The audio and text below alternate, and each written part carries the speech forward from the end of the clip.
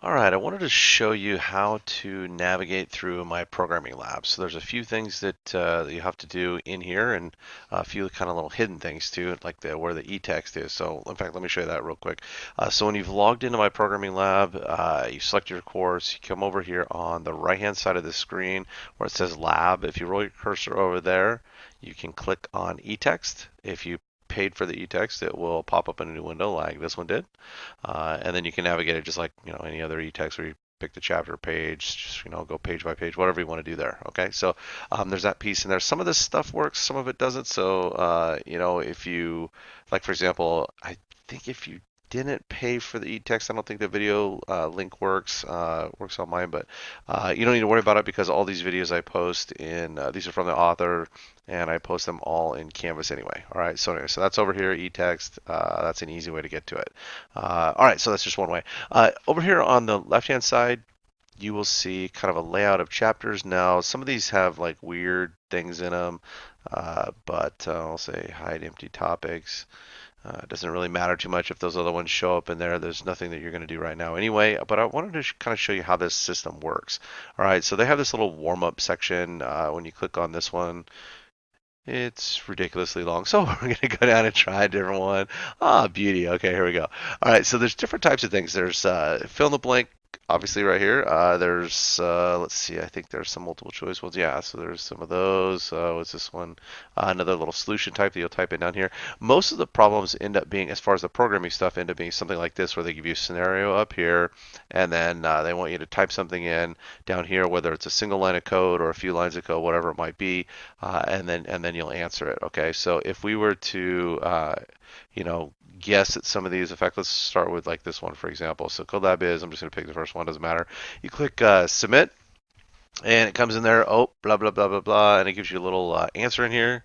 But that one was not right. Okay, so not a big deal. And then maybe you guess again, and you're like, hey, I'm not sure what this is, especially if you're doing like the fill in the blank ones. So let's try this one. So his name was Pizza. Incorrect. Okay, so now let's say, I don't know, his name was Ice Cream, or whatever, and you hit submit there, and again, it gets incorrect. Now, I don't mind, you see little red X's on here.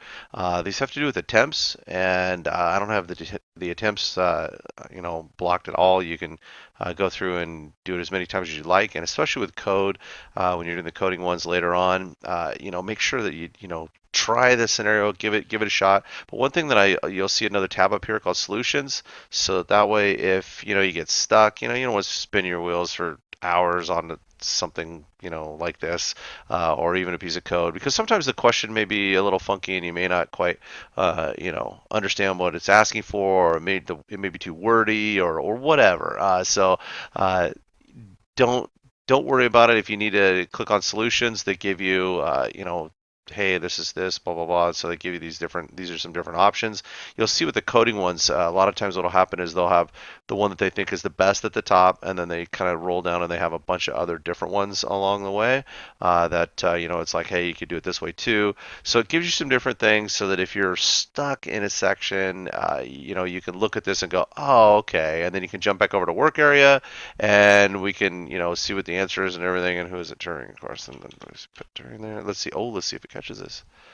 And submit. Okay, correct, right on the money. You'll notice that the T did not matter, that it was capitalized, so we're okay with that. But anyway, so it's done, checks it off, and you're good to go. So the way I grade these is, just that you've completed them. I don't care if it takes you a few times to try them. That's kind of what this is for. So this whole thing, especially when you're doing the lines of code and things like that in here. So it's just for a place for you to play around, try different things, and get instant feedback. So you don't have to wait and ask me, or anybody in the class or whatever, like, hey, what happened to this? Why isn't this working? I don't understand what they're asking. Those kinds of things. So it's just quick, instant feedback, and you'll see how that goes. So, for example, the chapter one. So there's a little quick one here just to give you an idea. There's a few multiple choice ones, few fill-ins. So for now, there's no real coding going on. There's no I don't know. There's nothing that you'll have for that. So these are pretty straightforward things that you'll see, kind of just come right from the textbook. So there's, I think I only picked a few in here, so roughly 10 or so for you to be able to play with. So when you're all done, it'll green check them all the way down, and then you're done with that, whole My Programming Lab section for the week, and that's it. So that's it. My Programming Lab, real basic start to it.